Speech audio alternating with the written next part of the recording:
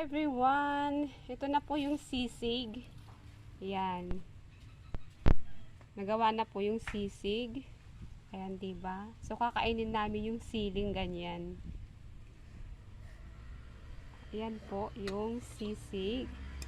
Ayan. Hinalo po ito ng, nilagyan po namin ito ng black pepper, asin, at sibuyas.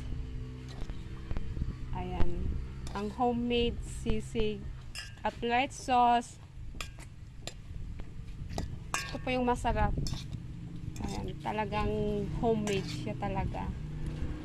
Ayan, mga black pepper. So, kain na tayo, guys.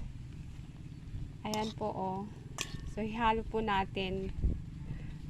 So, kakainin po namin ganyan yung sili. O, diba? Spicy. Mas masarap.